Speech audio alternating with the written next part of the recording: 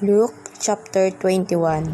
As he looked up, Jesus saw the rich putting their gifts into the temple treasury. He also saw a poor widow put in 2 very small copper coins. "I tell you the truth," he said, "this poor widow has put in more than all the others. All these people gave their gifts out of their wealth, but she out of her poverty put in all she had to live on."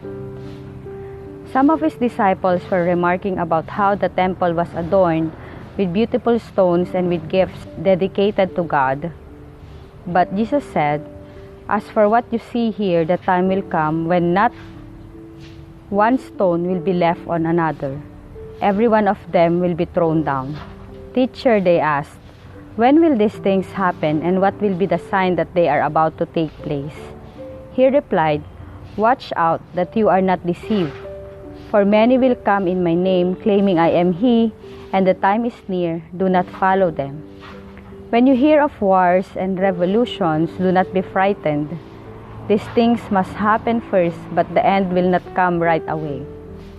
Then he said to them, "Nation will rise against nation, and kingdom against kingdom. There will be great earthquakes, famine, and pestilence in various places, and fearful events and great signs from heaven. But before all this, they will lay hands on you and persecute you.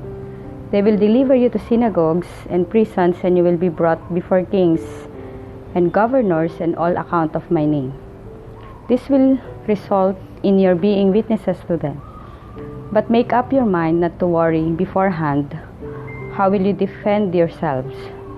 For I will give you words and wisdom that none of your adversaries will be able to resist or contradict. You will be betrayed even by parents, brothers, relatives, and friends, and they will put some of you to death.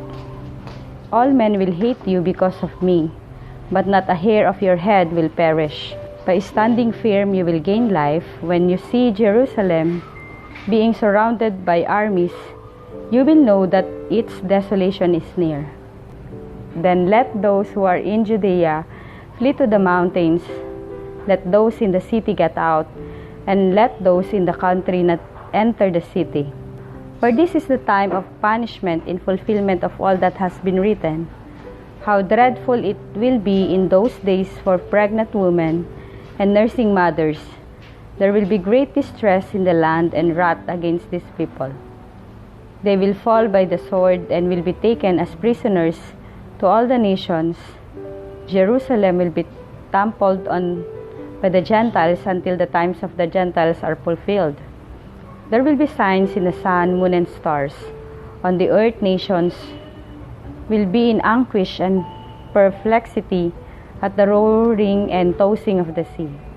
Men will faint from terror, apprehensive of what is coming on the world, for the heavenly bodies will be shaken. At that time they will see the Son of Man coming in a cloud with power and great glory. When these things begins to take place, stand up and lift up your heads, because your redemption is drawing near. He told them this parable, "Look at the fig tree and all the trees. When they sprout leaves, you can see for yourselves and know that summer is near. Even so, when you see these things happening, you know that the kingdom of God is near. I tell you the truth, this generation will certainly not pass away until all these things have happened. Heaven and earth will pass away, but my words will never pass away.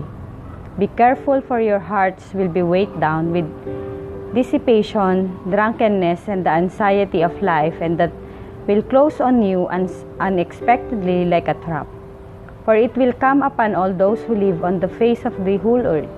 Be always on the watch and pray that you may be able to escape all that is about to happen, and that you may be able to stand before the Son of Man." Each day Jesus was teaching at that temple, and each evening he went out to spend the night on the hill called the Mount of Olives. And all the people came early in the morning to hear him at the temple. Amen.